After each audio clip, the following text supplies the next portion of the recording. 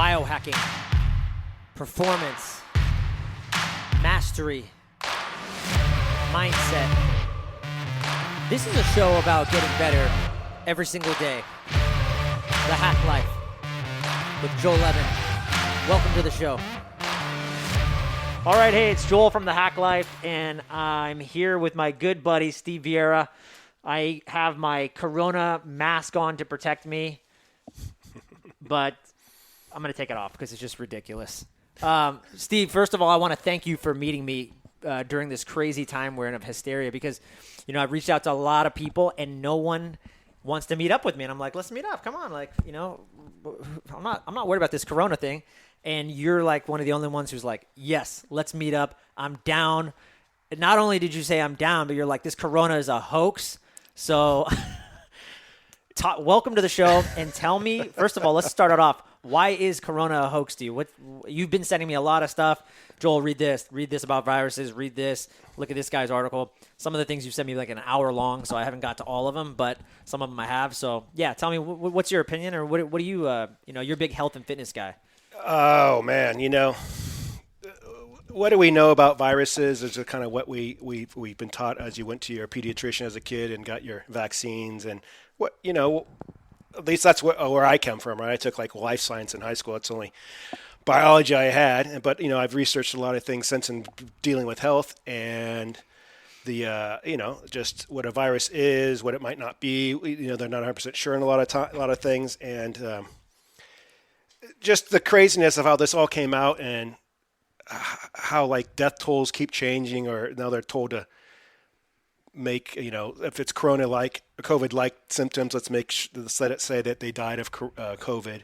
Yeah. And, other deaths have gone down. I mean, 7 to 10,000 people die every day in the United States. I mean, I don't know if people really realize that. That's from everything, right? That's number one is like heart disease and cancer. And then number three is, iatrogenic is basically doctor-related death. Basically, normal use of prescription drugs, normal going to the hospital, like 800 people die every day of that stuff, right? So people don't really realize that. I mean, once you start putting something in the media or the limelight, then people realize, oh my gosh, right? And then so whatever you put in the limelight, we've had the anthrax scare years ago, all kinds of different viruses that were supposed to come in and take over everything, that the media, like the Zika virus back down in Texas that came out and was just like a big scare, and then it just disappeared, right? The SARS epidemic. So these things, if there are viruses or if they're not, I mean, we don't need to discuss it here, but these things die out. And, yeah. Or if they do, and it's basically based on our own immune systems, our own health. So to have, we're just going way overboard by closing everything down, I think. I mean, we're going to ruin the middle class. People are going to be, this is going to affect their lives much more than I think the deaths were, right? And if you're unhealthy, I mean, if you feel like you might be a person who gets this, I get it, then protect yourself. Yeah. Protect yourself. I get it, but I'm not worried because I'm not. I mean, through all these scares, I'm not worried. I know what health's all about, and it doesn't come from a doctor. It comes from within. We make ourselves healthy. You make yourself healthy. You got to be responsible for your health. Nobody else. And if you're scared because of something, then you're not healthy. People talk about, cancer and worried about cancer and heart disease and stuff. And what I try to tell people is, okay, pretend right now you go and you get your cancer diagnosis. What would you do? What are you going to do? You're going to hopefully change your diet. You're going to change your lifestyle, right? I mean, I assume. You may hopefully start researching more. You're going to, and you're going to, I hope you're going to research more, not just go to what the medical doctors say to take this, this, and this, and this. I mean, that's a prescription for unhealthiness, in my opinion, and through everything I've read and researched. I mean, I've been doing this for 30 years, so. Yeah. I just don't, just start, if I'm always, people worried about, do you worry about this? No, I live cancer-free my life is, if I just do anti-cancer stuff. That's just what life is. So for you, it's just another virus. It's just like you could get sick from the flu. You could get sick from Corona. If you're immunocompromised and you're not in a healthy, vibrant state, then you're going to be susceptible to this coronavirus. But it's no different really than any other virus. It's no different than any kind of a diseased body. Right. A body it has disease in it because of unhealthiness. Now, do you think do you think the corona, though, when you say hoaxed, are you thinking like this is man-made or that this was created, or do you think there could, I mean, there's so many conspiracy theories out there. I try not to get too involved in them because it just makes my head spin. And then I almost feel like it causes me to worry and doubt more. And I kind of just go back to, I don't know. I really don't know. I mean, I think there could be I think some of these conspiracies could be real. I don't know. But then I just really go back to, I have to, it's a virus, whatever it is, as long as I'm healthy, then I'm good. So I just keep going back to that. But do you see anything, is there anything from what you're reading, and I know you're very well read, and there's a lot of sources that you seek out, anything as far as like hoax, do you think this could be, a conspiracy theory or some kind of I'm not an expert, right? I don't want to claim I'm it because they're going to, people, I'm not an expert, but I love to research. I love to read, especially when it goes to health, right? Yeah. And so it's overblown, whatever it is, in my opinion, because of what we just talked about, right? And I've read a lot of stuff that, talk about germ theory and, how we may have gotten it wrong. And it's interesting, right? It may not be 100%. I don't know, but I keep researching. But what it has led me to, which I do like, because in college I was a history minor. I love history, right? It's made me read some stuff. And in fact, I ordered a book and I read some stuff on the Black Plague, right, from the 1300s, right? It was a plague caused by a disease from fleas, the rats that carried the fleas, and it wiped out half the population almost of the earth, right? In some places more, in some places less. Like in some places in England, it wiped out 8% of some towns. Where down in the southern, like Italy and stuff, it didn't wipe out as many. So it seems to be maybe have to do with latitude there, but. And I was reading some stuff about it. It's pretty fascinating. That's why I ordered the books. I want to get more into it. What's the book called, by the way? In case other people want to read it. It's about it's on Amazon. It's about the Black Plague. It's basically I don't know if the story of the Black Plague. All right, we'll figure it out later and we'll throw in the show notes. Yeah, okay, yeah. Cool. It's supposed to be like almost like a thriller novel the way it reads. The guy did a lot of research, and basically he's the synopsis that he's come to. It seems like it may have been more atmosphere related because this is a time when some comets came through our atmosphere, maybe even hit the earth, and it would cause atmosphere issues, which is poison, right? They talk about water boiling, fish coming to the surface of water boiling. Well, some disease in a flea isn't going to cause that.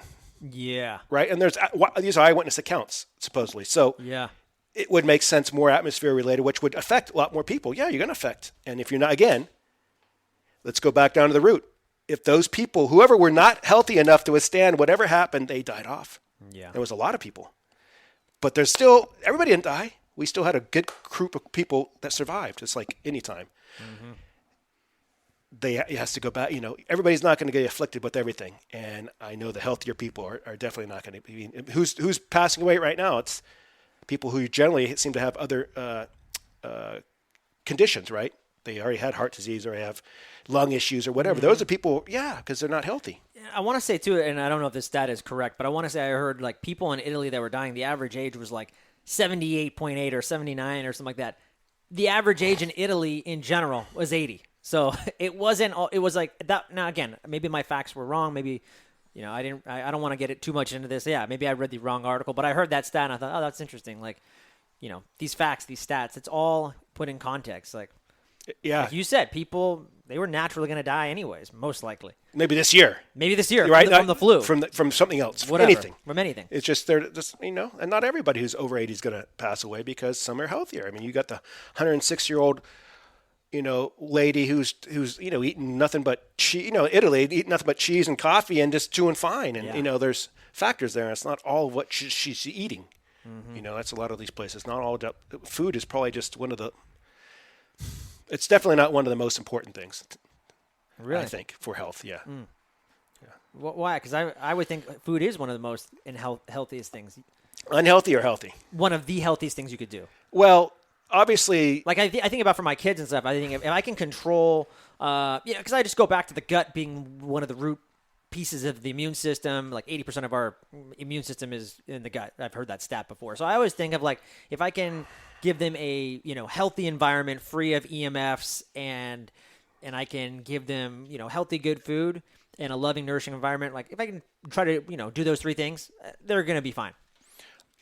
It's part of it, of course, but it doesn't account for everything when I study these blue zones. It's not about what they only eat, right? I mean, But you're right, because like an Italian, they could eat gelato and stuff, and we would, oh no, you can't eat gelato. Like that's milk, and that people have milk allergies. But like you said, they do fine. They're fine. Yeah, I mean, the factors are probably pretty immense, really. I mean, what kind of, how's their air in that certain area, right? That what you breathe in a lot of air. You're drinking a lot of water. So how's their water? What kind of water are they drinking? And then, with Italy, for example, compared to some northern climates, is you have a lower latitude, you're getting a lot more sun. Vitamin D is huge. I mean, sun is, I think, one of the most important. Sun and water are probably two of the most important things you could do for your body. Okay. Right. You could fast. People fast. I fast, and I feel fine. And that's no food, and I'm still doing fine. And a lot of people have, and they've fasted for over, I don't know what the length of time is the longest, but 200 days. Yeah. I've read, and yeah, they may lose weight or whatever, but they aren't dead. Right. And I'm not going to fast for 100 days to find out, but I fast for 1 to 2, 3, 4 days pretty often. And wow. It's just, so that just shows you don't just need, it's not food all the time. Yeah. It's your environment. Again, breathing, water, sunlight.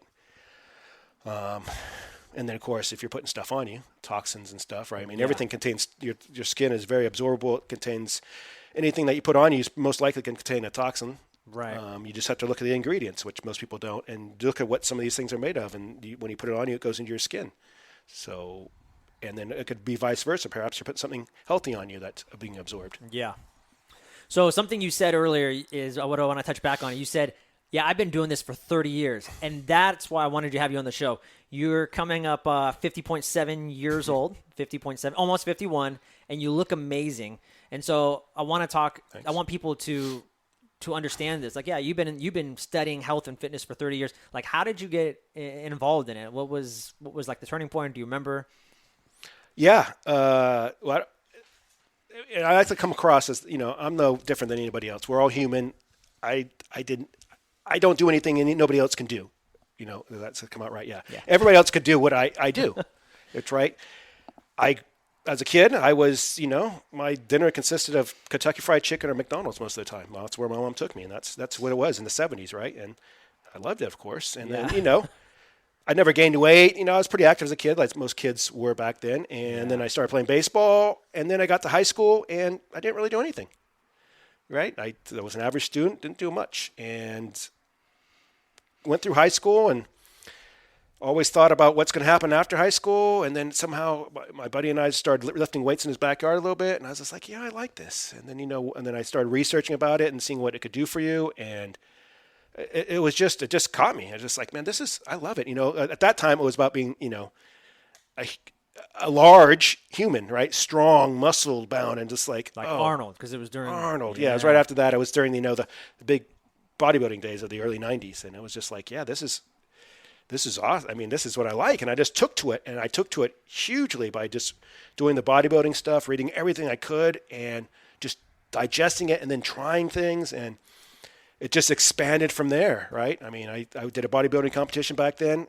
How old were you when I did the competition? Yeah, 24.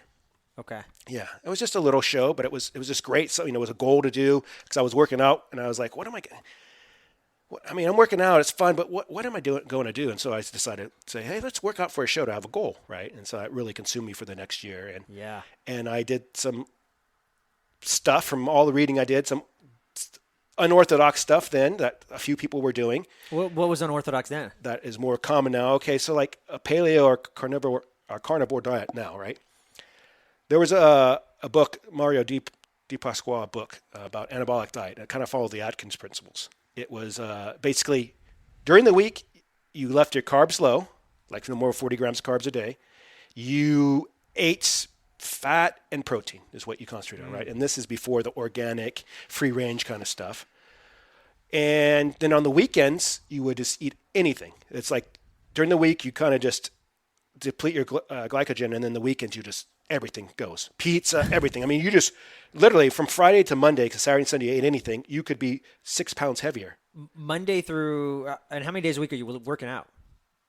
I was at that time. I was working out. That time, okay, I've changed from all that, but I've been working 6 days a week, and I was doing two sessions a day, plus working. And that was normal though for any competitive bodybuilder. Yeah. And, well, it was just normal for me too. I just liked it. I'd worked at Safeway. I'd work out in the morning. After work, my buddy and I worked out at night, and we were just like always working out. And this guy, Eric, he had a family, and he was great, man. He was just an awesome partner. He was always there, every day. But back to the diet is during the week you eat all that, right? Just nothing but fat, and I didn't eat much veggies then, right? So again, I'm totally different, but I didn't eat much veggies then. I drank a lot of V8 was my vegetable because it had a lot of potassium in it, and that was it. And I'd actually make a soup out of V8, and I put broccoli or green beans in there, and it was like my soup base. So I get some vegetables because I wasn't a very big vegetable eater like most people are now. And on the weekends, like I said, you eat anything. And so by the Monday, you're just like full of glycogen. You're just like, whoa, you are pumped, ready to go on that next workout. And then slowly it depletes again, right? Yeah. But I worked at Safeway at the time, and I wanted calories. I'd eat 6,000 calories a day.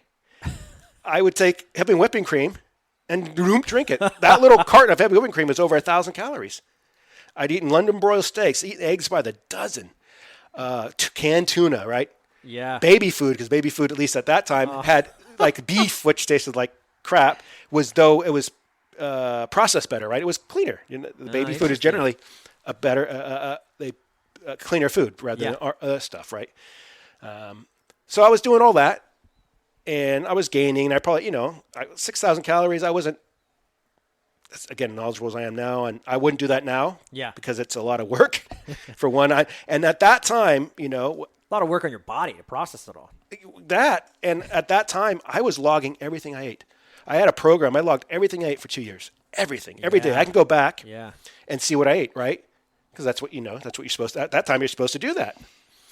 And I would eat, over 300 grams of saturated fat a day. I'd eat like that's total keto. Like over a gram of cholesterol every day. A gram, right? We're talking about, I don't know what the recommended now is, like, I don't even know what an egg has. Low milligrams, right? I was eating grams. I was tons of this stuff. And here's the only thing. After I was done, I did this for 2 years. And after I was done, I went and got my blood work done. Pretty much the only time I ever got my blood work done. What made you do it? Get my blood work done? I want to know. I want to know the aftermath, right? Cool. And, now everybody's always, you got to get your blood work done. You got to, how healthy are you now? Oh, you got to figure this stuff out, right? And my triglycerides were low. My cholesterol was low. Nothing. I mean, I looked like I did now, though I was about 200. I got up to 213 pounds. I had a little bit of fat on me, and then I dieted down to about 170 to compete. Whoa. I didn't try. That was my first time. And so it if I had to keep doing it again, I could better it. But I got down to 170. And after that, I kind of stayed with that diet, and I just kind of didn't go so crazy on the weekends, and I ate more stuff during the week, and I started including out more vegetables, and that's pretty much what I still do now. And my weight's been the same. I mean, I 20 years ago, I was 200 pounds. I stayed around there, and I slowly went down to the 187 to the 191 mark, and I've been there ever since. I've never been overweight. Yeah.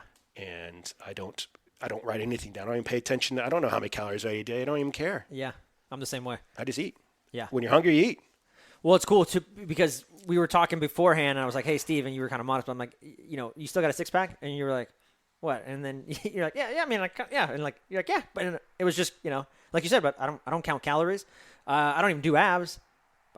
I just do me. I do functional movements, and I eat right, and it's just a lifestyle, and that's the product. The byproduct is this. Yeah. It's great. Yeah, it's just whatever. If you go to achieve something, you're not going to. It's going to be very difficult to get. And then if you do, like achieving the big biceps, okay, but for what? For what? What process are you doing to get there, right? I mean, me, I want to just. I'm 50. I'm not into a specific sport. I'm just into life, right? I got to stay healthy. Police officer and everything. Got to stay healthy, and that's just how it is. Yeah. Let's talk about that. This is another great thing I want to talk about. You have been a police officer for 23 years. 21 years. Either way, I can pump you up. 21 years in a super busy Bay Area city, major metropolitan city. It is one of the most stressful cities to work in by far on the West Coast. And, I remember that's actually how we met. I worked there for almost 6 years. And I remember my dad, prior to me applying there, he said, hey, yeah, you want to go work in the city? I'm like, yeah, whatever. I mean, I'll work anywhere. So, I mean, I didn't know what I didn't know. And he told me, Joel, if you do like 5 years there, it's like a lifetime somewhere else. I had no idea what he was talking about. I'm like, whatever, that sounds great. Sign me up. I don't care. But I just want people to understand, like, where you work, like, doing 5 years there is like 25 years somewhere else. You've been doing it for 21 years. It's a super stressful job in general, especially in this city. So, yeah, just talk to me. How do you balance that? I know a lot of people, a lot of officers and other first responders will come up to you and ask you. I remember when I was working with you, always people would be walking in the halls, or they'd see you be doing some goofy movements in the corner, and they'd be, hey, Steve, what should I do? How should I do this? So, yeah, talk to me. Just like, how do you like self-regulate and just manage all those stresses? Just being healthy is a distressor. I mean, your body doesn't want to be in stress, right? It'd rather be in a normal state. When you're in a stress state, so many things happen. And so how do I de-stress? I could pull away from work. You have to have you have to have anything outside of work, right? Work shouldn't be your whole life. I mean, and some people it is, and I think that's a specialization thing. People suffer eventually, right? You got a lot of people in our profession that they retire. They spend all those years working to get that good retirement, and then they just pass on. Yeah. Thus, the pension system knows that, and that's why they have certain ages people work till, because they know that. They know people die before that. So that's a clue right there, right? But yeah, in our profession, we've seen that a lot. People, as soon as a week after they retire, they're dead. It's mind blowing. Yeah, and a lot of it. Why? Right? Did whatever sickness wait? Right? It's a lot of it. Probably they brought it upon themselves only because now when you work for something for so long, say, I know I've never been an Olympic athlete, but you work so long to achieve that goal. You get to the Olympics, you get your goal, you get the gold medal. Yeah. Boom, you're done. And then the thing I hear that happens the next day is like, now what? Yeah. Oh my gosh, my whole life was to get to this point. Just like our whole lives seem to be, you talk around people, is to get to that retirement. Yep. They're always counting down the days. And then what? And then it's like, oh my gosh, it hits me. Some people move on because that's what they want. They have health. They have healthy ways of thinking. They have other things other than that, and they move on. But other people are just like, this was me. I was the officer. I was the police, and now I'm not. And oh my God, I don't even know what I'm going to do. Blah blah. They don't plan. Maybe I don't know everybody's situation, but it's. And I think that's a big part of it. But my view is to stay healthy. I just do what I always do. That's what I love. I love to go out and just move. I love to move in the sun. It's like my church, going out to that grass. Anywhere. I mean, a gym is cool sometimes too, because that's just what it is. But I love outside, and I feel it's my church. It's my spirituality area. I could do it forever. Yeah. I mean, I'm thinking when I retire, I am going to move. I'm just going to keep, whatever it is, I could do all day. And I just love it. It's just, you're just developing your body. I mean, the way I see it is people, you got people who could do some amazing stuff. Like a fisherman, for example, right? Some awesome fishermen, they know everything about fishing. I mean, what lure to use, what line, what pole. I'm going to go for this fish. I'm going to use this. Cool. Awesome. But what do you know about your body? Because if your body breaks down, you aren't going to be able to do this cool, awesome fishing probably anymore. Or whatever, working on your car or electronics, whatever it is. And so you really got to to me, it's like, why doesn't anybody study their body or what health is? It's so important. It's everything about you. Right. And so when it comes to work, I'm aware. I think awareness is another big thing. Most people are not aware of so much, just so much. Right. And like, how am I sitting right now? What am I doing? Mm-hmm. Are my teeth clenched? Am I up on my hip like this? Same with standing. How I'm standing. How am I standing? And those are all affect you, right? Because they bring tension. You just got to have awareness of that, and then you got to have awareness of what you're doing. Here's a big one: the cell phone, right? I mean, we could debate the whole Wi-Fi. Is it good? Is it bad? Ionizing, whatever. Right. Cool.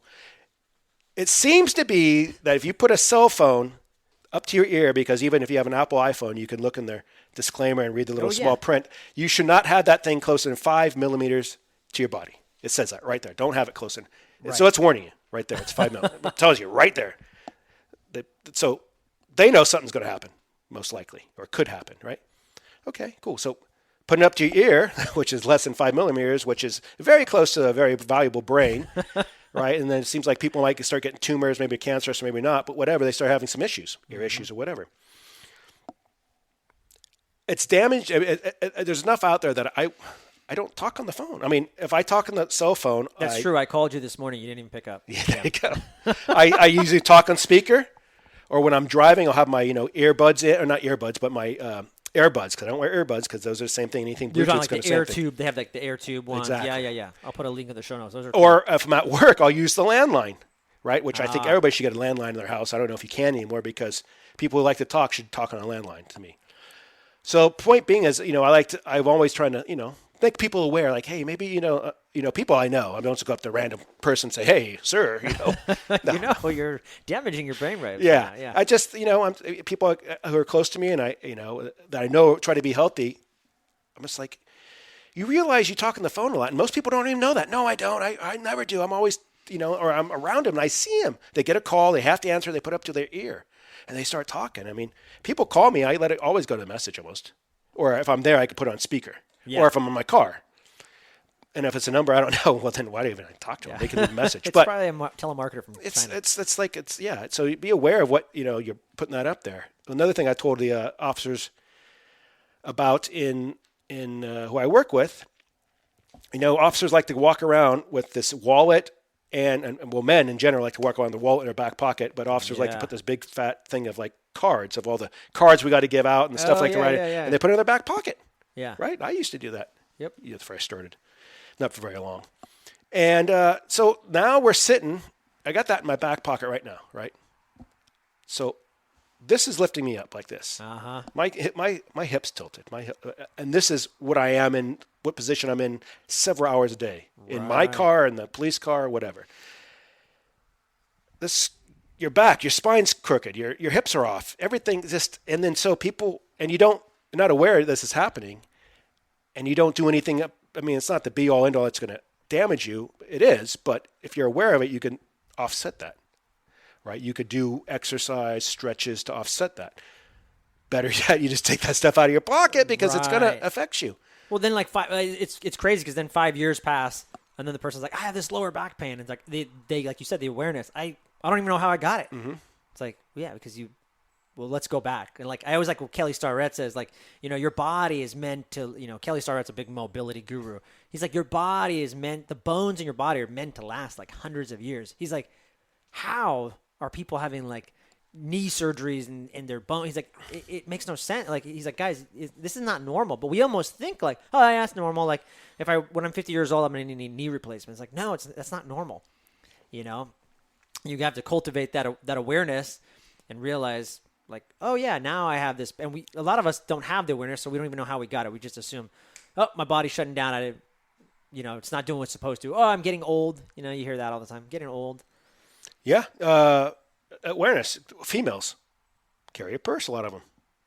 Their whole entire lives, they carry a purse, and they always put it over their dominant shoulder, and whatever weight's in there, push that shoulder down. Gives you this a little bit, right? The heavier it is, or a backpack, or whatever, you're just off to the side a little bit. Every day, that affects. Wow, I got this pain on my side. Why? Yeah. At least put it on the other shoulder, right, or a backpack, or don't carry a purse, whatever. But be aware of something like that, right? Yeah, like you said, they are aware, and they'll go to the doctor, and that's just a recipe for disaster, right? Then they go down that whole path, which is pain killing. Take our stuff to heal you, and that's not it. Movement's probably going to heal you. Right. And, I walk around work. I always watch people, and I watch how they walk, and I get to see a shoulder kinked up, or a hip that doesn't move, or a foot when they walk that's sticking out. The duck walk. Or not even duck, maybe not. This foot may go, left foot may go straight, the right foot goes out. Well, that's, you're supposed to, the knee's meant to go forward, point forward and as a hinge, right? So once you go out, if you take a hinge and take it off to the side, the hinge is not supposed to go this way. It's supposed to go this way. Yeah. So for example, you're losing torque every step you take. That, and you're pushing your knee a little bit, the whole leg is a little bit going wonky, and your hip up here is getting set in that position. Again, if you don't move to compensate for that, you're just going down a path of disaster, right? And like you said, we see it in our profession, but you see it in real life. I mean, anybody, I'm just saying, but I'm just saying I'm more aware because I'm in that profession and I know I'm around these same people all the time, and I see and I know and I'm aware of how this all works. I'm aware if you sit in your car all the time in your driver's seat in a country like America, because there's still Australia and Japan and Britain, you drive on the side, and if you're a mailman or woman, but you're in your car, and every single you get out, you open your door, and you step out most of the time. Yep. You boom, launch yourself up. This leg is getting a lot of work, where this leg's not. Thousands of reps every day, right? That's like Stretch says, right? You got to you start doing 1,000 reps on this leg or whatever on one thing, it's going to sink in. It's going to be there. This is going to be tighter than this. Yeah. Again, if you don't move or don't do something about it, you're going to become in a world of hurt. I mean, if you become aware, maybe you'll shift your whole body and stand up, right? And you shift your whole body to your legs, so you use both legs to stand up. That's one way, but just the awareness of what you're doing to yourself. Yeah. Right? If you're living, you live next to you live under high-powered wires, right? I mean, those are going to affect you. You look at the studies, look at everything out there. Yeah. It's not going to be good for you. And so if you're under that all the time, you start getting these headaches, or for whatever reason, like, I just don't feel well anymore, right? Yeah. And if you're not even aware, you're just thinking right around you, well, what's going on? I'm stressed. You may not even know. You're going to go to the doctor, and they're not going to know because they're impossible for them to know because they don't ask these questions. They don't ask you, where do you live? What is this? What is that? How much magnesium are you taking a day? Like, what, huh? How can they diagnose anything without knowing a lot of these basic things? It's tough. Yeah. But once people read or study it and become aware of it, watching podcasts, reading, whatever, talking to people, then maybe like, oh, I'm going to start looking at that. But everything's going to have, not going to be the symptom everything's going to have a lot of the same symptoms. So that's another, right. I know it's tough there, but you just got to, the awareness has to come like you just moved to a house that has those power lines above them from your old house. And now things are just not right in this house. And it could be a number of things. It could be mold, right? I mean, that's a big thing. And you don't know if you have mold in the house. To power lines, to whatever else, what's around you. I mean, you have the sulfur mine over here. It's been pumping out, and you're breathing that in, right? I mean, it's just, you're close to the freeway now, and you're breathing all that exhaust in, and there's thousands of chemicals in exhaust, thousands of toxins or toxicants in exhaust, because toxins come from animals, like venom, like a snake. Toxicants come from the environment. Just to have a little definition there. So, if you're an officer or first responder, like, what are some just like practical things that you do probably on a daily basis, or just are there things that you do like grease the groove, for example, that you're just like in between your shift, you're doing these little things, but makes a huge difference? Yeah, if you see me on the street, I'm always moving. I remember being working a Raider game one time, and just my sergeant came up to me and some security guy complained about me for moving. I'd be like almost way down, my legs split, not in a splits, but down in that position. Yeah. And just kind of moving and just moving my hips. Yeah. Right. I'm still sitting there aware. I'm in a uniform. I'm where I'm working. I'm like, if something happened, I go and not react. But that's what I do. Instead of just standing there, I do stuff like that. Right. Or, we got these vests on. So I try to move my shoulders or my neck. That's a big part of it. Your neck, right? Everybody has, a lot of people have issues with their neck. And I'll do stuff like that. But this person complained about me. My sergeant came up to me and he's like, I told him it wasn't hampering you doing your job, right? And I'm like, no, how's that going to hamper me doing my job?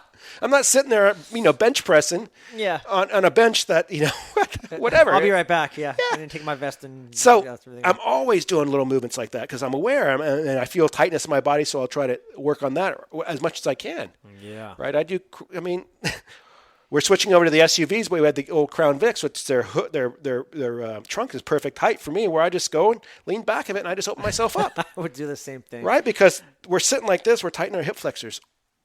Almost everybody in the world. Yeah. Everybody in America is tightening their hip flexors, some more than others, like people who drive for a living. And I'm aware of that, and I got to loosen these hip flexors. I got to be in this position a lot, or else I'm going to pay the price. Yeah. Pay the price of always being in this position, right? Sitting's not necessarily bad. They say it's a new smoking. It's not bad necessarily. It's just that you don't do other things, right? Right. You got compensate it for it. Yeah, you got sitting and standing. You stand a long time for 8 hours. It's just almost as bad as sitting. You feel stiff because you haven't moved.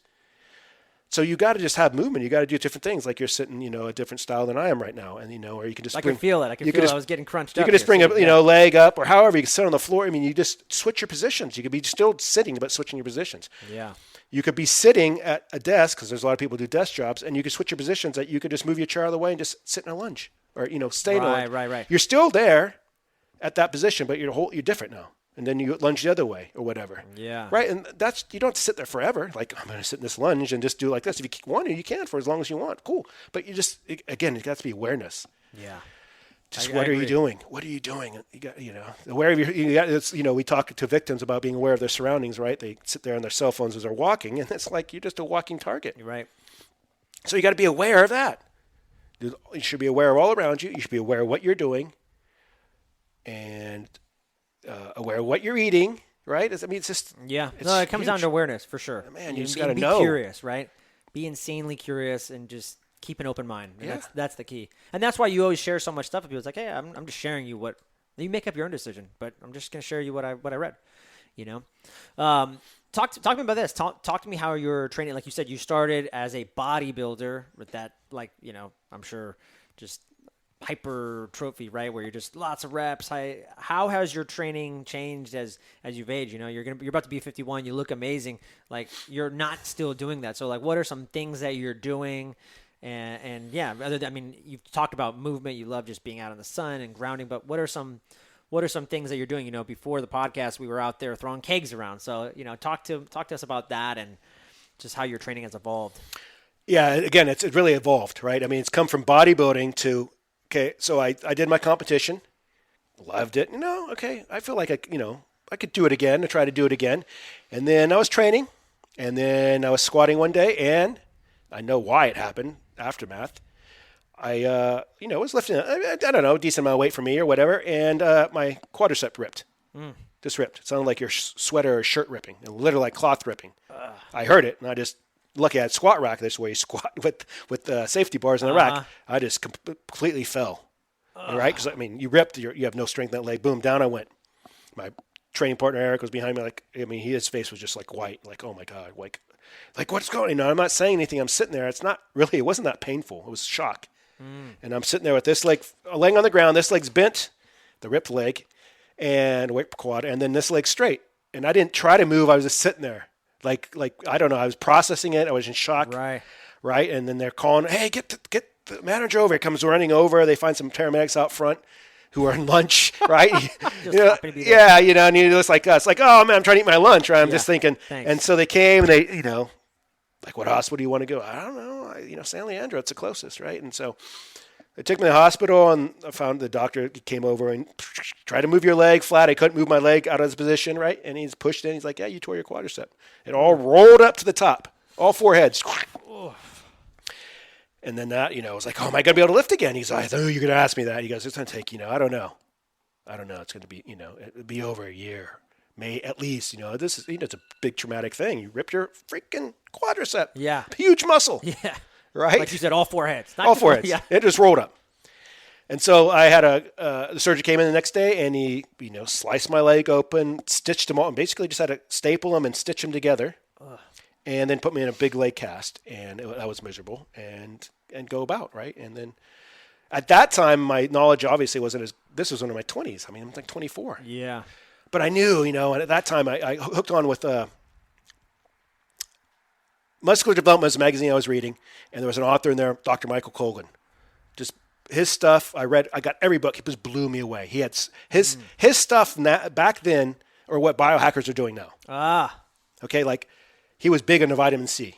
He explained it. There was all research. He was very research oriented, and I read enough from him and everybody else at that time that vitamin C was it. And then we know vitamin C with healing is just amazing. So I just pounded vitamin C. I took all mega dose, whey protein. And at that time I was taking vitamins, I still do supplements, and I go to see the doctor, and it's healing really good. Right. I get the cast off in 6 weeks. It's freaking one size all the way down. I can't do anything with it. They're massaging it hurt as hell because everything's just so tight. Yeah. Just to bend my knee just a little bit was a bad. But I started going to the gym as soon as I could. And I just now, started. did the doctor tell you that you could do that, or were you like, nah, I'm going to go against what you're telling me to do? They put me through physical therapy. And physical therapy helped because they gave me massages, and they moved it. And eventually they moved it enough where I could start moving, where I just do the exercise bike. And it would be fine until I got to the end range, or the end range of collapsing it, And like, and then after a while, I was like, these people aren't doing crap for me. I mean, I'm not an expert, but I know more than these people. But you knew your body pretty darn well, especially being a bodybuilder. So I went back to the gym, and I started doing my leg extensions with like 10 pounds, which I couldn't even do, which is, you're like, struggling. Anyway, I don't want, that's a long story. The reason that happened is because thinking back, I had an issue with my hips. When I squatted, I always shifted. I remember that. And it's all about mobility. I was tight. Yeah. I was tight, and that led me on to my adventure through all this, right? Because I still wanted to move. I still did the bodybuilding stuff. But some stuff I couldn't really do because of still the tightness I had. Because that hip tightness never went away, right? It was still there. Right. It shifted because this leg wasn't being used the same way. And it just built upon, a little dysfunction built on dysfunction. And I was moving. I got into kettlebells because that was just something I started reading about. And I loved the kettlebell work, but it still was there. Like I didn't do all these different range of motions, right? I mean, you do your presses, and you maybe do your swings, and those are great, but you're not getting all this, right? And I was going to chiropractic, right? I love chiropractic, and they were doing things, and they were helping. But this leg, something wasn't feeling right. My back tweaked because this leg was shorter than this leg, which gave me this look, which eventually tweaked my back. Right, and that was really the only time I ever called in sick in 30 years. I've never called in sick for being sick. Wow. Never called in sick for being sick. Nothing. I tweaked my back. In 3 days, I called in sick. I mean, I've called in sick for, kids being sick and other things. But, yes. But not being sick. Actually being sick. Never. 30 years of working. But this back tweak did. And then I go to my chiropractor, and he helped me out. He got me feeling a little bit better. Yeah. But we're talking about this leg, and he measured it, and he goes, your leg's shorter than the other leg. And so he was, he's a good guy, but he's new. He didn't know a lot. I mean, he didn't, a lot of experience. And he's like, you're going to put a heel lift in. I was like, that doesn't make sense. That's interesting. My leg's never been short, right? It hasn't been short. That can't be right. I'm not going to do that because I never was diagnosed short before. It was always fine. So, I wasn't aware of the body. I wasn't aware of muscles so much then. I wasn't aware of a lot of this stuff. So I started going to find other people. Second opinions, third opinions, fourth opinions, which most people should do anyways when they go to any doctor that says they have whatever. Yeah. Second, third, fourth opinions, because everybody knows different stuff. They all have different, backgrounds. And so why would you go to one person and just, no, I didn't. And this is a point that's great because I went and I was like, okay, I got to find somebody who works with people who move or athletes, right? You can't just go, it's a whole different subset. So I found this other guy who worked off of 24-hour fitness. He kind of was connected to a Fremont place. And then I went and saw him, and he put me in front of a chart with the lines behind it. And he took my picture and he kind of examined me. He goes, oh yeah, no, you got a short leg, right? He was second opinion of the same thing. Wow. And I was like, that's bullshit. I can swear, right? Yes, of course you can. Yes. That's bullshit. No, I know it's not. I know my body. It's not. So we worked, a person, Hazelwood, at our work, and big-time bodybuilder, and his wife, he was married to a Miss Olympian. And I was like, that's a pretty good person. Man, dude, who do you use for a car? I know you go to car. Oh, yeah. There's this guy in Pinole, right? And this is when I live in San Leandro. So San Leandro and Pinole is a pretty good distance. Yeah. Right? I mean, it's a 30 minutes? 40-minute drive, 45-minute drive. And he's like, this guy, I go to this guy in Pinole. Cool. I called him up, went out there, right? Went to his place, went in there. He has pictures of all these bodybuilders and everything, right? I'm thinking, okay, this is at least the right place on that, because this guy at least knows. And he's a big guy. You could tell he was a lifter, and he had strong hands. And the first day I went in, he went in there, and he did adjust me, but it wasn't that. He's just felt, oh, dude, this is tight, right? This hip flex, this is tight, and he was hurt, and he started working in there. And then he adjusted me a little bit, and then he measured, and boom, my leg was straight. The first time, straight, right? And then now he's now saying, no, your legs aren't short. Yeah, no short leg. Yeah. Right? It was just your muscles were tight. They were hiking your hip up. Yeah. All this was just tight in there, right? And it's like, so I kept going to him. 45 minutes I'd go, Yeah. Started off at 3 days a week to really, 2 and then 1. And then that's when I started looking a lot more into the muscle aspect, the mobility aspect. Again, this was the beginning, 2000. Still wasn't a big thing. No, it's not a big thing at all. Right? Kettlebells weren't big, I feel, even until way later. Yeah. So it's interesting that you were doing that back then. Yeah. And so I was into CrossFit. The CrossFit movement started. I was like 2004. I was doing CrossFit stuff. Right at the very beginning. I was thinking about this is kind of cool. Maybe I should have went and become a CrossFit trainer because I would be way ahead of the game. Yeah. But I don't know. I'm just like I'll try one thing and then I want to try another, like kettlebells to CrossFit. And CrossFit encompasses a lot, and so those trying different things has led me along with my journey of fixing my hip, and then obviously everything else that runs above the hip and below the hip. It's not the hip just causes dysfunction all along. You release the main point, and the other points will start releasing once the body can start using its muscles properly. Right? If you mess up a big prime mover such as your glutes, something else has to take over. And that's when you start getting pain in your knee or wherever, in your ankle or your shoulder or your neck, right? Because of something like you're not activating your glutes are inhibited. That's what got me to moving to go to, kind of that same time as kettlebells, CrossFit type stuff. And then we go on. And this chiropractor just went out of business. I think he got tired of working. It was great. I was like, oh, no, right? Yeah. So I was on a quest to find a new chiropractor. I found another guy. He was good. But after a while, it's like a lot of, unfortunately, a lot of chiropractic, they just kind of, at first you're like the most important thing and they really want to diagnose you. And then after a while, and this is not everybody, I'm generalizing. Then they're just like, you just kind of come in there, okay, cool, thanks. And you're out, right? And it's like, man, I don't like that type of care anymore because I still have issues. And some of these issues I should have been taken care of then because, again, I need to be responsible for my body. And you got to go deep sometimes. Like you said, you're always going to the root of the problem. And sometimes, like you said, some chiropractors are just like, bam, bam, bam, cracky, adjust you. And you feel good. But if you got like some root hip issues and stuff and you're not taking care of that, then the bones are going to start to tighten up. You're going to end up with the same problem. Yeah. Right? You're just going to fall back into that pattern. Yeah. Yeah. And then I went to another chiropractor. I tried a lot of different chiropractors, tried acupuncture, tried it all because it's something to try to see if it does work. Let's see what works for us. Nobody really knows. It's not just going to a doctor and getting your medication. It's not, I'm going to say that's not going to work for you. That's the last thing anybody should do. But each their own. I'm taking responsibility for my health, and I encourage everybody to take responsibility for their health. And I'll assist with what I know, and I'll try to point people in the right directions. Found another chiropractor, really nice lady. She did a lot of different functional tests on me. This is the first time I given functional. Well, no, the first guy kind of did a little bit of functional tests, but she did a lot of functional tests to find out where you're tight to work, know what to work on. That's great because that shows you something. Now, this person's actually looking for the issues rather than you just coming in and complaining about, I got hip pain. Okay, well, we know hip pain's not just hip. It comes from probably your ankle maybe, right? And maybe even the opposite ankle. So they do that. And so she did that. And then she kind of seen what my weakness was or my faults were, and she's like, "Hey, there's this thing she knows about foundation training. That's where that came from, right?" I'm like, okay, talk to us about that. Yeah. Okay, cool. Foundation training, cool. So I researched it, and I got there's the videos, and I started doing it, right? But the videos didn't go into deep like the anchoring and stuff, right? That's another big, as we said, a big part of it. So I got into foundation training. I looked, lo and behold, they were offering a certification in Walnut Creek. Right? I was like, oh, I live right next to Walnut Creek. Great. Yeah. 3-day certification. It costs like $1,000, whatever. It doesn't matter. I mean, again, when it comes to education, you can't put a price on anything. I mean, that's the thing to spend your money on. And nobody can take that away from you, which I like. No. It's a skill you're taking forever. Yeah. I went to the certification in Walnut Creek. Nobody else from Walnut Creek. Everybody else is like from Southern California, guys from Australia. It's just because they didn't have that many certifications. I'm like, dude, I can't believe nobody else. I'm just like driving over, 5 minutes away to my house. And everybody's coming from all around the world to come to this.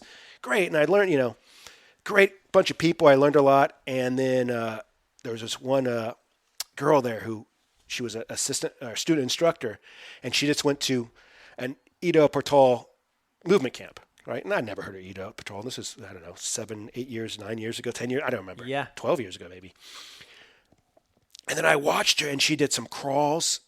And I mean, okay, she was an attractive woman in the first place, okay? So it was fine. It was easy to watch her there. But the way she moved, I was like, oh, that looks so awesome. She was doing a lizard crawl. Right? A lizard crawl, right? And just moving. And I was like, wow.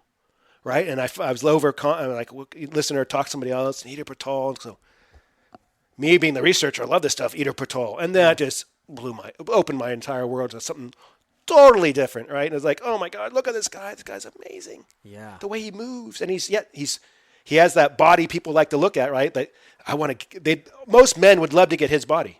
Yeah. He just has that, It's like a Bruce Lee almost body, right? Like this lean. But he has muscles, yeah, and he, like he says, he doesn't go for the body. He just moves, and it all takes care of itself. And so I started really researching him, and I was like, oh, I got to, and then other movement practitioners, because he's not the only movement guy. There's so many out there. And then these some of these, I found a place, athletic playground in Emeryville that was a big movement place. And that's like parkour, right? You're doing like parkour? Well, there's a parkour place in Concord that I started going to learn parkour, right? I mean, that's awesome. Yeah. So they had like a beginning parkour. Yeah. I went and then found a trampoline place. I always wanted a trampoline on the big Olympic ones, and I found that. And I did that in Oakland. And they had a circus place, right? I loved it. And then I found the athletic playground and went over there, and there's this it's more movements. I mean, handstands, climbing a cloth, and all that stuff. But they were, big movement. They had movement seminars come in, and I just started going to these different movement seminars. GMV Fitness was another huge one I found. I went down to Salinas, met some great people through there. So every time I've gone to these places, I've met awesome people that I've connected with, and they've taken me even further. Yeah. So my bubble was this, and I get more and more people, and then the knowledge is just like, oh my gosh, look at all this stuff. And now I have where I might have walked with my little satchel with I call it my toolbox, right? Yeah. What's wrong with you, buddy? Let me open my little satchel, and that's all I had to work with. There's like a lot of these practitioners out there. That's their satchel is small. That first guy I went to, great guy, but that was his limited. And then he couldn't help me. Now, somebody like me, I have my it's a toolbox. I got to wheel the whole damn thing with me, right? Because I got so many things I can potentially use or whatever, and I try to use it all. And as you see all the stuff I have, I can't possibly use it all the time. Yeah. And so I'm always going in and out of it, but it's same way with trying to, figure out movement. I sit in bed, I lay in bed, I drive, I think about issues like my hip is like this. Well, why is it? Oh, well, I'm starting to feel pain in my knee. Okay. And then I'll start, like knee pain generally. It has nothing to do with the knee in a way. Correct. Oh, yes, it does, because that's where you're feeling the pain. Yeah. And it might be getting altered, but it's mostly your hip or your ankle. Yeah. Those are most likely your problem points, right? So you can focus on those, and the knee will come along. But to go and focus on the knee, which a lot of traditional medicine does, especially with pain, just take medication. That'll heal itself. Well, your body will heal itself if you give it the proper environment. Yep. But if you haven't fixed your hip or your ankle, that knee's never going to heal. It's going to get worse. And you get people who have knee surgeries. You should have a knee surgery. There's no reason to get a knee surgery. There should be no reason to get a hip surgery, a back surgery. And we'll go further. There's no reason you should get any organ taken out of your body that you're supposed to have. A gallbladder, a kidney, okay, if you want to give it up.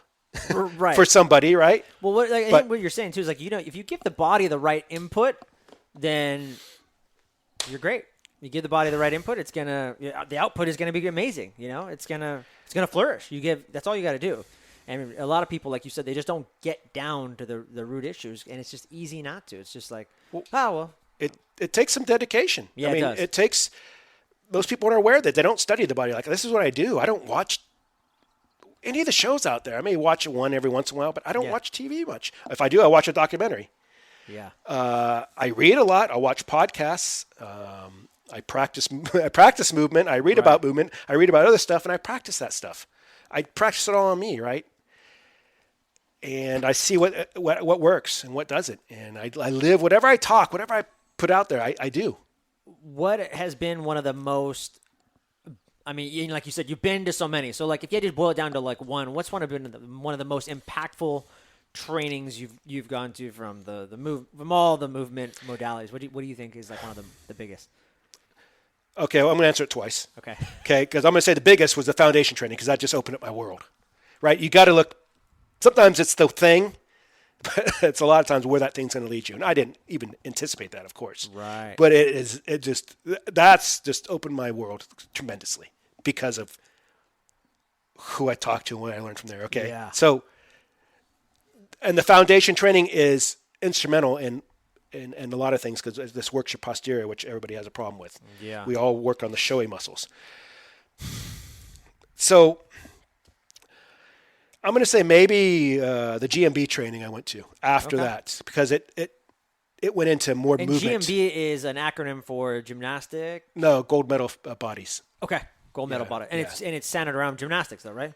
Yes, it does center around gymnastics, but they do a lot of animal moves and a lot of other things. But yes, and so that opened my world to more Ido Portal kind of stuff. But, now with hands-on learning a little bit, and again, meeting some awesome people, but just, I guess, the diversity there. Yeah. And again, watching somebody like one of the instructors is Jarlo, and the dude, he did a session of movement on the ground, low squatting kind of stuff, just, or crawling. And then it was just so, again, it was like when I watched the one woman move, I watched him and I was just like, dude, look how effortlessly he's moving down there. And he's just crawling, and it's been recorded. It was recorded on, it was recorded, and I've gone back and I've watched it several times, and I'm just like, that's what we need to do. That's what I want to do. I don't want to be the big guy. Yeah. I mean, I want to be strong. I love strength, as you see. I love my kegs. I love my kettlebells. I love picking stuff up from the ground, and I want to go. I still have a goal, right? And that's one thing. One reason I keep my lifestyle is because you learn so much up to this point that I'm finally getting a chance to use it all. I don't want to die. And now it's like life is just beginning. Like I want to go to Iceland. I'm going to go do stone lifting still. In my 50s, I don't care. I'm going to lift. I mean, they have several different size stones, and that was their thing into manhood. To get into manhood, you had different stones you had to lift, right? And they're famous. I just want to go out and lift them. You know what I find so amazing is even what you said earlier about how people in retirement, and it reminds me of this Tony Robbins quote where he talks about like people are so focused on achievement versus like fulfillment. And for you can just see like if you were like, oh, I'm going to lift stones and that'll be the end of my life and I've won. I achieved something. Great. But for you, it's like, no, I'm just fulfilling I'm just putting new things in my bucket. I'm just fulfilling myself. This is great. There's just some openness and abundance. It's never ending, whereas when you achieve something, there's just this, you put a limit on it. Yeah, I in my whole philosophy of working out is the journey rather than the achievement. I'll come out here with people have their, what am I doing today? I'm doing chest, I'm doing this, and that's cool. I did that, and I like it, and maybe I should follow it sometimes a little more with some of the skills I want to perfect, right? I might want to I think in my head, I want to perfect my hand balancing, right? I want to perfect my hand balancing. That's what I'm going to start doing. Mm-hmm. Then I come out to my yard, and I just kind of get out here, and I pick up the keg, or I pick up my club, and I just start moving with it. And then an hour later, right, it's like I'm still doing this or doing that, and I haven't even focused on hand balancing, which is perfectly okay. Yeah. The aspect I'm out there moving, okay, I'll get hand balancing sometime, or I'll get, whatever sometime. My rope climbing, I got to climb the rope more. It's there. It's a good back exercise. And I should, but I get into other things, and that's how my workouts. I don't go in always with the plan. Right. I kind of think I do, but I go in, and then the plan gets screwed up. But mostly it's where am I deficient? I go in my always. I love bench pressing, which I haven't bench pressed in probably like 20 years. I don't bench press. But why don't you bench press? There's no reason why. I'm not pushing. I don't know. Pushing force. Yeah, but you could do that with the push-up. Okay. In different angles, different objects, right? You could do it. I mean, that's just so much better. Bench pressing, you are on a bench, and you've now limited your scapular movement, which is a huge part of your bench pressing. Most people, that's all they do. I'm not saying it's bad. You can do it every once in a while, but you got to do all these other things. You got to open your arm up, right? You got to do all this stuff. Yeah. And they just bench and bench and bench, and they all get. Not all of them. They get a lot of shoulder issues. They never take care of. They never say, I got to rehab this. I got to just bench more, or I got to go lighter, but I got to keep benching. Yeah. And then essentially they just destroy their shoulder, where they probably should back off. Really, again, now, what should I do when I go in the gym? My shoulder's been hurting. Well, I better do all kinds of shoulder stuff. Yeah. Right? And that's how I do a lot of things. Where am I limited right now? That's what I need to focus on. And every day it might change a little bit, and then I'll add other stuff in there. But I'm my thing is just moving. Yeah. Every day, I don't take a day off. It's moving. It may not be lifting the heaviest weights possible. I don't really lift a lot of weights all the time because it is very taxing to your recovery system, right? Because you're taxing your spine, and that's another thing. So I notice when I do like a heavier weight day that the next day I'm not gonna be able to do it. I'm sore, but when I get out and move, it takes a lot of that soreness away, and focusing on what I need to move. right? It's being aware. Yeah. You got to be aware. What do you need to move? What do you got to work on? And then you're doing it, because sometimes we don't do it. Oh, I know I'm supposed to eat healthy. I know it. Uh-huh. But God dang, I want I want those French fries over there. Or you got to just like, okay, I'm going to do this. I want to go switch gears here. What's like a typical day as far as like diet is for you? And then I want to get into your supplements. So like you wake up in the morning, like, what's normal? Okay, if it's a day off, right, like the day like today, Yeah. I'll wake up, I'll do a little bit of movement, right? I like to do my cat-cows, and I like doing hip openers because that's just something to prime you. I mean, you've been laying in bed. It's simple, 5 minutes worth. I'll go upstairs, I'll fix my coffee, usually a bulletproof type coffee, but it could always change. Sometimes I put some things in it, sometimes like cacao or cinnamon, sometimes I don't. Yeah. And then I'll usually take some vitamin C and some acetyl-L-carnitine and maybe some herbs that revolves. It's never. I don't try to take everything every day because I don't know if we really need it. Yeah. You're kind of like a press pull cycle. You're not, or Yeah. you just do it on what you feel. You're just. I don't know if I feel. I just like What does my body need today? Mushrooms, for example. I take mushroom powder, but do I take it every day? No, no, because I have so many different powders. It's like I don't want to sit there and take 87 a day. Yeah. I'll take these 3 this day, these 3 tomorrow, and then go back to these 3 or whatever. And then I'll come out and I'll generally start doing some kind of movement. I like the keg. I open up on the keg, boom, and then depending on what I'm going to do, I don't know. Sometimes I'll go out there, and if I have nothing pressing for the day, I'll just play some music, and I just go, and I might be out there for an hour, 2, 3 hours. And generally, I'm never usually hungry. I haven't eaten yet, and I'm just usually I stop because it's like I'm not wasting, but I've used my whole day on this, or maybe I should go eat, or I got to go do this later, so let's stop now, right? Or I wanted to go do this, sit in a sauna or sit in the cold tub. And so then I'll go and usually take a shake at that time because it's easy. Put a lot of different stuff in the shake, a lot of good stuff. Mm-hmm. And what's some good stuff that you like to put in there? I usually put a base of water, a little bit of water, and like a cup of frozen fruit, just about a cup. Okay. Different kinds because I like to have variety. I put liquid minerals in there. I'll throw like 3 raw eggs, good eggs. I'll put salt and pepper in there, and the pepper helps the curcumin I put in there later absorb. I'll put 15, 20 different powders in there. Sometimes bee pollen. Grind up some chia seeds. Maybe put a scoop of that in there. I put some maple syrup because I need a little flavor. It gets a little maple syrup as a sweetener. Maybe some kefir or some yogurt. Protein powder, and grind it all up, and I'll drink it. So that could. And this has been a staple again. Back from Michael Colgan, olive oil. You got me on the olive oil, by the way. I've been following that since you told me, and I love it. And it's funny because I want to hear what you learned from Dr. Colgan, but I remember Dr. Gundry, who's like a popular doctor right now because he wrote the Plant Paradox. He swears by olive oil as one of like just. You talked about the blue zones earlier about people living to their 100. He says like all of them had like an olive oil, or I don't know all of them, but majority of them did.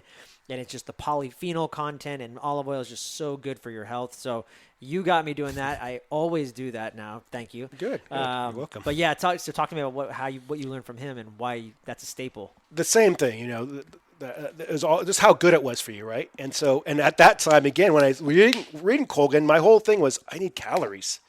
Olive oil is easy way to get calories, right? A tablespoon is like 120 calories, right? So now I don't really measure it, but I'd be like measuring a quarter cup. Yeah.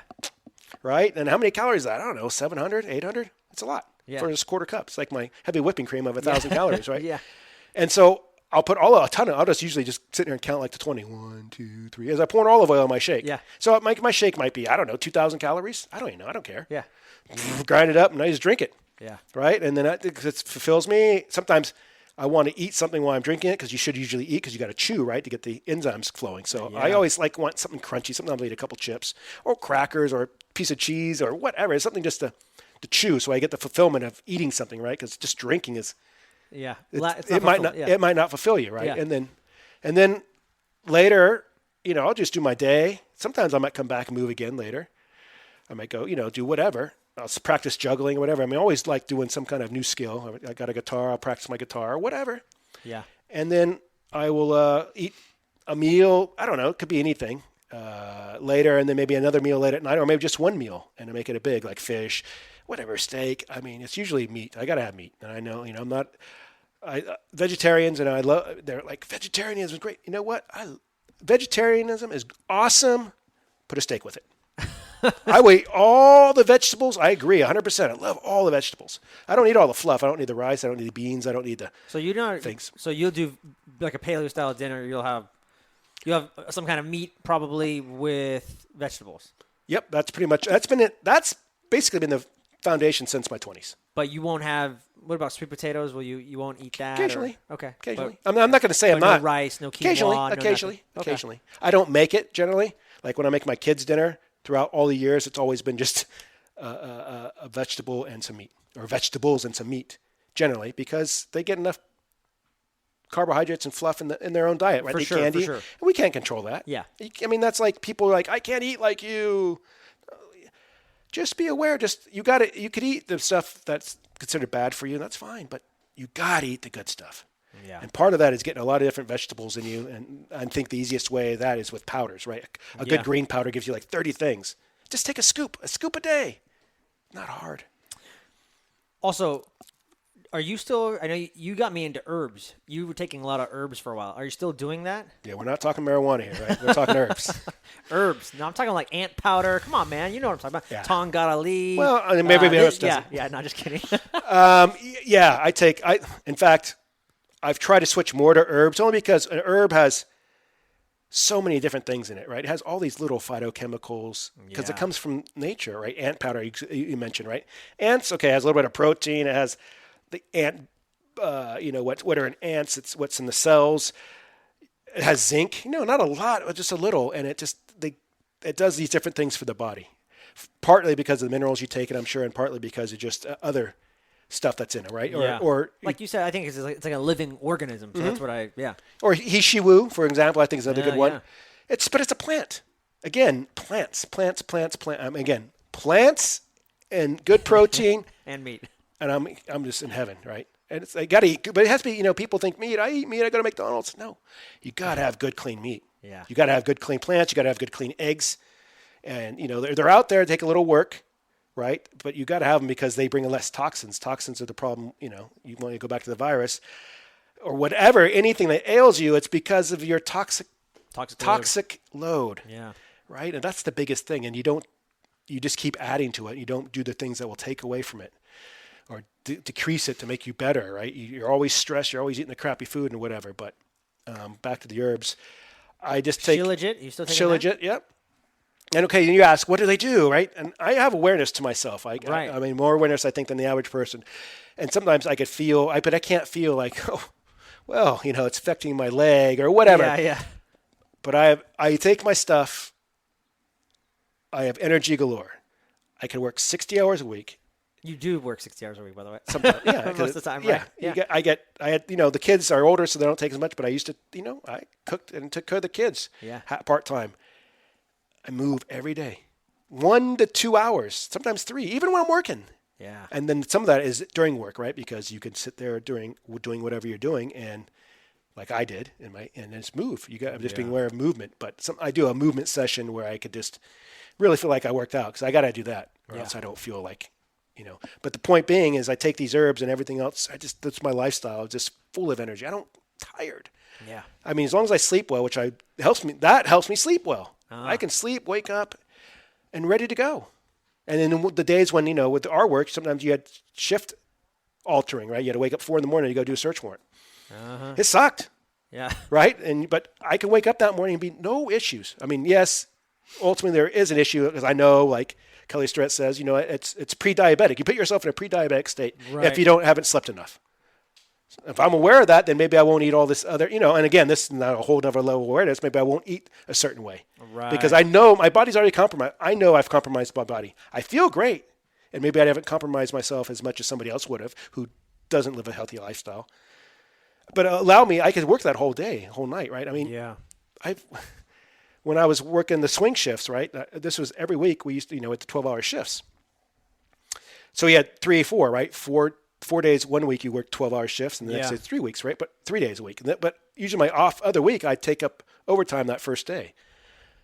And then I'd also sometimes make it a whole day. So even if my first day, say it was Tuesday, I would work from my start at 7 a.m, and I'd work until 2 p.m. Yeah. I do that every Tuesday. Yeah. The next day I'd work 2 to 2 to 2 or 12-hour shift. The next day 2 to 2, the next day 2 to 2. So I get my 4 days. Sometimes I work a day off, but at that point I don't like to work my days off too much because I like to do my stuff. I like to move outside. I can't do that at work, but I could then because I could wake up and move. But I'd never had an issue. Like people say, I'm tired. I worked a couple hours a day. I get it. Okay.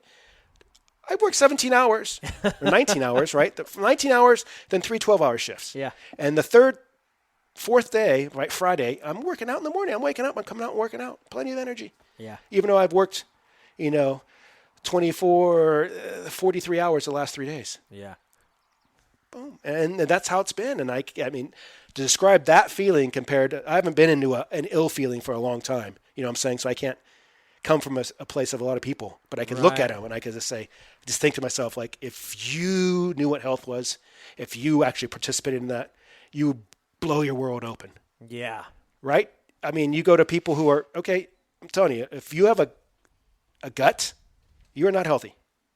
Okay? I know people love to see, I mean, of course, there's different stages, but, if you're overly obese or whatever, you're not healthy no matter what. I'm telling you, that's just badness in you. Right? Yeah. And I mean, I'm not You're not judging it. You're just saying. I'm not judging. I'm just saying you're not healthy. Yeah. And what's cool about that, if you want to look at it from one point, is they may think a certain way, whatever they got, how their thinking works, or their thought process, or whatever, just their ability to think, and then beyond moving and everything else. But if you feel how you feel then, and you decide to get healthy and get rid of that and get healthy, your thinking can get astronomically better. Yeah. I mean, you could your whole life could change. And that's what's kind of cool about that, because you feel how you feel in that state, and maybe you feel okay. I'm sure a lot of people don't, and they don't admit it or whatever they sometimes do. But if you can get out of that state into the healthy state, into the state I feel like I'm in every day, people you've mentioned, you're always positive. Yeah, I said that. I think one of your things is that your mindset is so strong.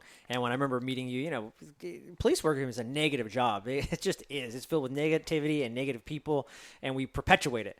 It's just so easy to fall into the trap and be like, "Oh, Steve, this is bullshit the way they're treating us." And blah.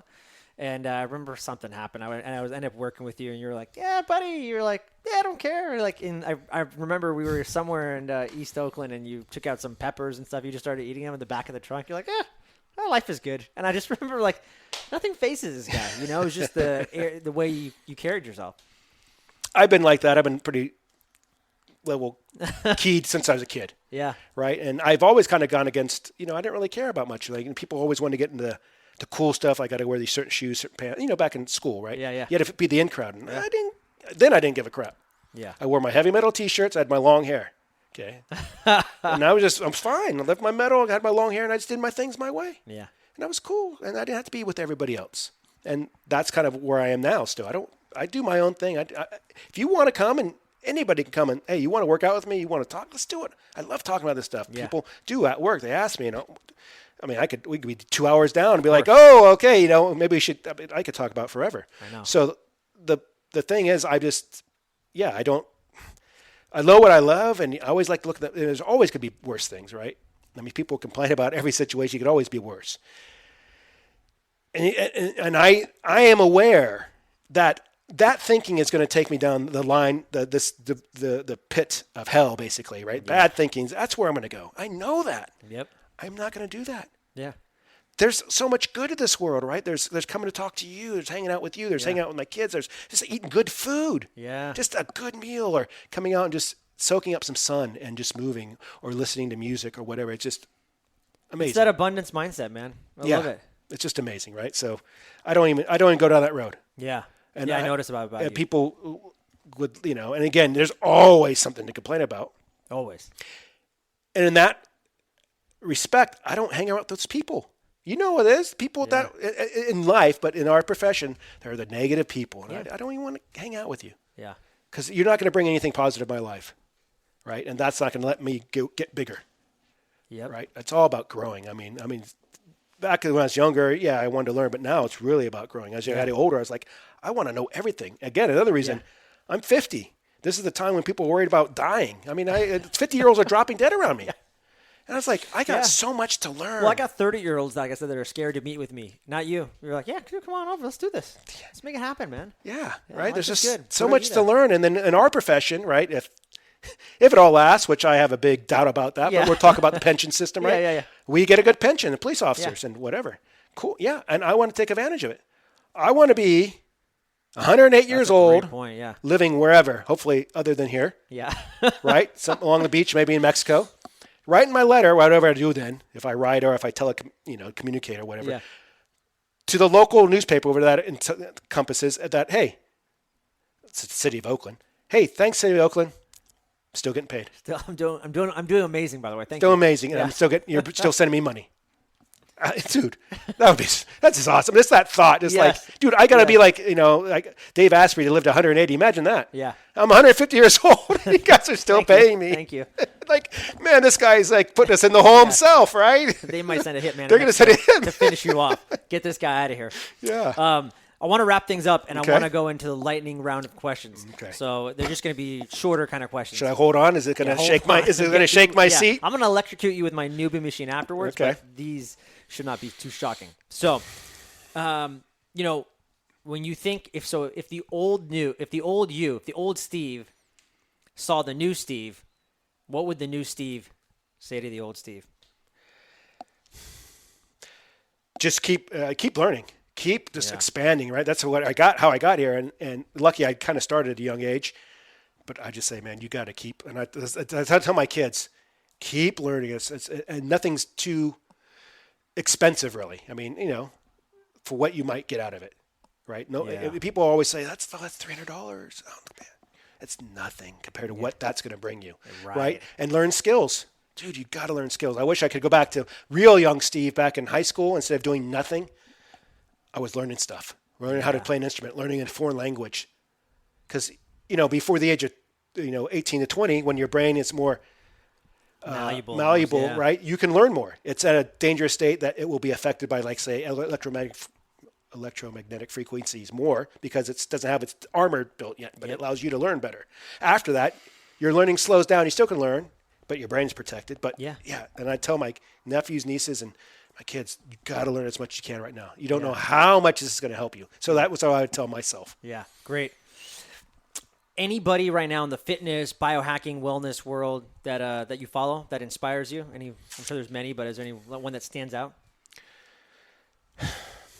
I don't. I mean, Ben Greenfield's always been great because and Dave Asprey's been good too. But I like Ben Greenfield because he's more athletic. Yeah. He brings the fitness side. He brings the fitness side, and that's what I like. Asprey has Asprey started off, we went to Bulletproof Conference together. Yeah. Learned a lot that way, right? And he talks his talk, and he's a busy guy. I get it. He can't do a lot of things. Mm-hmm. I just think you got to bring a lot of movement into it. I mean, a lot. Our body's meant to move. You're supposed to move.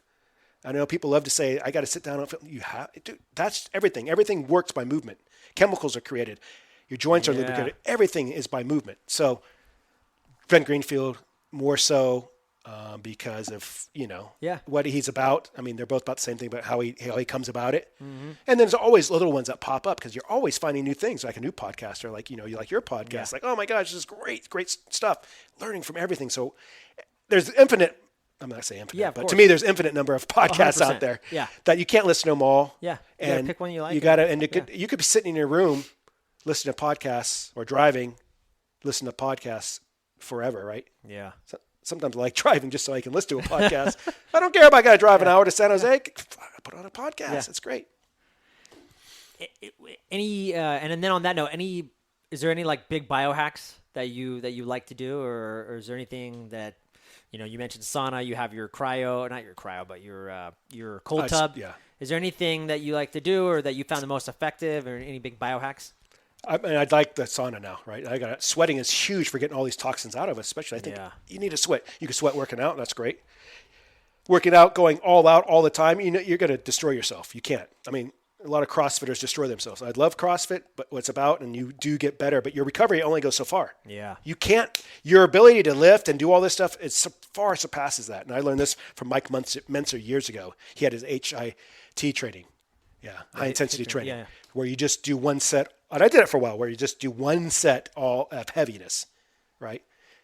Because you only have so much recovery ability. So you can't go all out. So you can't, I don't sweat a whole lot all the time when I work out. I'm an easy sweater when I sit in the sauna. I sweat like crazy. Yeah. I've got hot yoga. I sweat like crazy. I mean, there's a pool around me. I got to bring like 3 towels. So I'm just like wiping up. It's crazy. But it's great because you got to sweat. So that's probably the biggest thing. And then what kind of sauna is it, by the way? It's a clear light sauna. Okay. Because it's low EMF. It costs a pretty penny, but you know what? That's what I like to spend my money on. Yeah. I work overtime to pay for your just toys. to do that. Yeah. Right? People, for whatever reasons, that's what I like. Yeah, I'll buy, I got the red light panels. I got 3 of them. Yeah. I bought my kids each one, and I have 2. So I got 4 of them. I love it. And I let anybody use them. My sister or whoever could use it. Yeah. Any, when I think about, for me, I'm big on like rituals or practices. You mentioned a lot of, for me, it could be maybe gratitude journaling for some people. Are there any habits or practices that you do on a regular daily basis? Well, I sacrifice goats to Satan. Besides, take that out. Adam, take that out. Yeah. The morning rituals are, I like my coffee. I didn't drink coffee up till like 5 years ago, right? Oh, wow. Most of my career, I hated coffee. I hated everything about coffee. And the reason I started drinking coffee, because if you look at all the studies out there, everything that has to do with coffee, you just live longer. Yeah. It doesn't matter what ails you, you live longer drinking coffee. Colgan wrote about coffee in his brain health book, right? And that was years ago. That was 2001, 2002. And just talked about, that's where I first read the study that, and I was just like, but I couldn't get coffee back then. I didn't like the taste. I hate everything coffee, but I started drinking coffee. I was like, this stuff's good for me. Yeah. I got to drink it. And so I just started drinking it, and then Bulletproof Coffee came out, and I was like, oh, this is cool. I can add extra calories, and oh man, I feel great drinking it, right? And so the coffees have become a ritual, right? Some days I don't drink coffee because everything shouldn't be done all the time. Yeah. So I'll drink tea. I won't go without. I don't need it, right? People need it. Yeah. I can wake up with this energy and just go. Yeah. I don't need it. It just feels good. It's just a ritual I do there. And then some kind of movement. Even my work days, I get up, not hours because I got to start at 7. So I got to sleep. But I get up and I get some red light on me. I get my eyes in the sun and I make sure I move a little bit. Any exciting projects any projects that you're working on right now that you're super excited about? I mean, the project I've been working on and I continue to love working on is me. Yeah, I love that. I just love I want to get myself as best I can. Yeah. So I'm the project. Yeah. Right. And that's just what I like to do. Other people, whatever they got, whatever. Yeah. I'm the project and I'm always working on me. Not saying I'm self-centered or whatever. I won't help anybody out. I'd love to bring it out beyond me. Right. And I should in certain aspects, and I probably will right now in my life, just where I'm at. It's just, maybe I'm too comfortable where I'm at and I'm just focused on me and then those right around me, the circle. But people could be added to that circle, no problem. I have no issues with that. No, and I get that because I had my martial arts instructor. I asked him that question. He said the exact same thing you said, but he said it's not a selfish thing. It's just that I know when I work on myself and make myself better, then everybody else around me gets a better me, and then it's a ripple effect, right, of what you're putting out in the world. Yeah. So I totally get that. And real quick, just go with that. Yeah, that's what I tell everybody. Right, people want to look at what's happening in Washington or Africa or whatever stuff you cannot affect. Mm-hmm. Right. And they're worried about it. Sometimes, the virus is a perfect example. Yeah. I'm worried about the virus. I can't even go outside. I can't do anything. Here's what you can do. You can focus on you, number one, which most everybody needs to, way more than they are. Focus on you. Get that really good. And then you can focus on the 5 people around you. Yeah. And if you do that if you just do that alone, everybody did it, the world will take care of itself. The world's problems will take care of itself. Yeah. And that's what you can do. You can't do you can't worry about what Trump's doing. That's nothing. I mean, that's not affecting you and I right now. I don't know what Trump's doing. Yeah, I don't either. And it doesn't affect us what we're doing right here. Yeah, but it's not affecting us. It's not really going to affect our lives. Really, right? Yeah. I mean, he made policies or whatever, but right now, no. I still can go out and move. You can come out and move with me. We can still drink our coffee. Yeah. We can still educate people around us, and I could choose what I want to be angry about. Yeah, I love that. Last but not least, Steve, I know you have all this training and to start putting this out into the world. I think very soon. Where can people find you or connect with you? Just go to Facebook and just Steve Vierra right now. Yeah, and friend me and maybe send me a message because if I get all these friend requests, there's always the fake profiles out there. Right. And especially because you're going to come from somebody I don't know, right? Yeah, it's like yeah. It's a friend's request. Hey, I saw you. Maybe that someone might be friends of yours, and that's great. That's at least a start. And I might go beyond that, at some point, I would like to. But for right now, that's that. And, I have a lot of, I mean, if you want an education, and this is, I guess this is selfish or this is whatever, just go look at all my posts. Yeah. Right? And some of it you may not agree with. It's not really anything political. I don't get into that's worthless. There's this stuff about critical thinking, which I think is huge because we lack critical thinking in society. Yeah. And I think people just need to learn about that or see what's kind of happening in that aspect. But a lot of it is just different things about health. Yeah. Stuff I've posted, a lot of stuff I shared, and stuff I go back to read. I share it so I have it in my timeline so I can go back and read it. But sometimes I scroll down, like, I'll just look at mine and then scroll down. I was like, the amount of information somebody who really wants to could learn just right here. And what's so good about that is it's taken me 30 years to learn what I learned. Yeah. And I do this, besides moving, I may study 1 to 3 hours a day, every day about health, right? That's average. I mean, probably lower, but I'm saying just over time. And I've learned a lot. Yeah. To get it from me that I'm just putting down some, I think, very valuable stuff. Getting all the fluff out. It's just, my 30 years can be condensed to, I don't know, months or a year or whatever, or days for somebody else that you just get like the crux of it. Yeah. The crux. Yeah. And then you can decide if you want to try to do that, which I think that's how you learn. That's why I spend a lot of finance and I just go after to look at the big guy. What are they doing? How did they get where they're at? Right? You don't wish, these guys are up there and I'm down here. That's not what you do. How'd they get to where they're at? Yeah. How'd that guy get over there? How'd that guy get the large arms? Or whatever, how'd that happen? Go and ask them, research it, and then try it. Yeah. Boom. Critical. Critical. Love it. Steve Vierra, thank you, my friend, for being on the show. Yeah, thanks for having me. Guys, thank you so much for tuning into the show. It absolutely means the world to me, and I'm extremely grateful for this opportunity. If any of this resonates with you, feel free to go to iTunes and leave me a 5-star review. There you can follow me, or you can follow me on Spotify. And if you're interested in life coaching or health coaching, you can find me at joelevancoaching.com. And I'd love to connect with you there. Thanks, and continue to be amazing.